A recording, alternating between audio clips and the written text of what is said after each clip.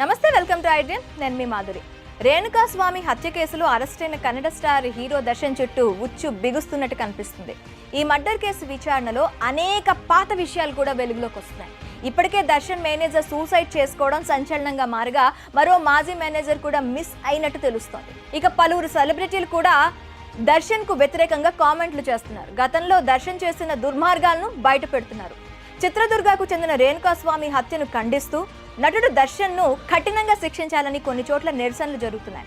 Kannada Bigg Boss season 8 contestant సామాజిక కార్యకర్త ప్రశాంత్ సంబరిగి ఇప్పటికే నటుడు దర్శన్ గురించి కొన్ని సంచలన ఆరోపణలు చేశారు. ఈ రౌడీ బాస్ తాను లింగాయత్ అని, శాకాహారి అని చెప్పినా వినకుండా అమాయకుడు రేణుకా స్వామిని బలవంతంగా నోట్లో బిర్యానీ కుక్కించి హింసించి హత్య చేశాడని మండిపడ్డారు. 3 ఏళ్ల క్రితం ఒక ప్రముఖ కన్నడ సినిమా నటి దర్శన్తో షూటింగ్ చేస్తున్నప్పుడు శాకాహారం కావాలని కోరింది. అయితే అతను మాత్రం ఆమె చెప్తున్న విషయాలను పట్టించుకోకుండా ఆమెకు భోజనం తీసుకువచ్చే వాళ్లకు మధ్యాహ్న భోజనంలో మిక్స్డ్ నాన్ వెజ్ సర్వ్ చేయాలని సూచించాడు. ఆమె తెలియకుండా నాన్ వెజ్ తినడంతో ఈ వ్యక్తి దుర్యోధనుల్లా పగలబడి నవ్వాడని దర్శన్పై ఆరోపణలున్నాయి. కన్నడ చిత్ర పరిశ్రమలో ప్రముఖ సంగీత దర్శకుడు, టీవీ రియాలిటీ షోలో న్యాయ నిర్ణేతగా ఉన్న తన స్నేహితుడికి ఆ మృగం వల్లే గుండెపోటు వచ్చిందని ప్రశాంత్ ఆగ్రహం వ్యక్తం చేశాడు. ఇకపోతే మరోవైపు మర్డర్ కేసు విచారణ నడుస్తుండగా దర్శన్ మేనేజర్ శ్రీధర్ ఆత్మహత్య చేసుకున్నాడు. బెంగళూరులోని దర్శన్ ఫామ్ హౌస్ లో ఈ ఘటన జరిగింది.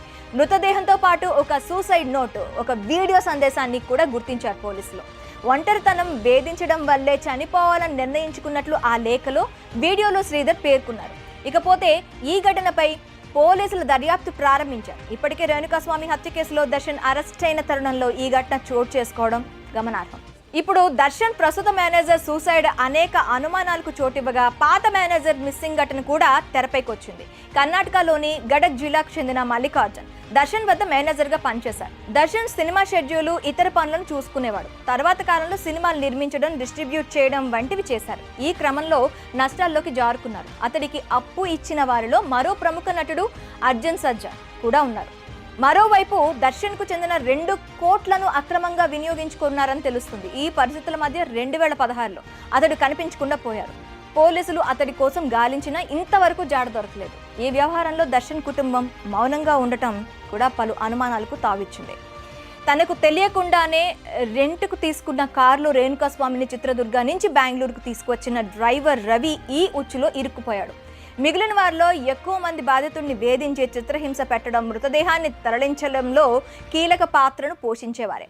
ఇక రేణుకా స్వామి మర్డర్ కేసులో మొత్తం 17 మందిని పోలీసులు అరెస్ట్ చేశారు. రేణుకా స్వామి హత్యకు ముందు ఆర్ఎన్ నగర్ లో ఓ బార్ లో దర్శన్ బృందం మందు పార్టీ చేసుకున్నట్లు దర్యాప్తు అధికారులు గుర్తించారు. దర్శన్ సెల్ ఫోన్ లో నగరంలోని ప్రముఖ రౌడీ షీటర్ల ఫోన్ నెంబర్లు ఉన్నాయని దర్యాప్తు అధికారులు గుర్తించారు. దర్శన్ ఎక్కడికి వెళ్ళినా ఈ ముఠా వెంట వెళ్లి అభిమానులను పోగు చేసేవారని, ఆయనకు వ్యతిరేకంగా ఎవరైనా వ్యవహరిస్తే బెదిరించేవారని సమాచారం.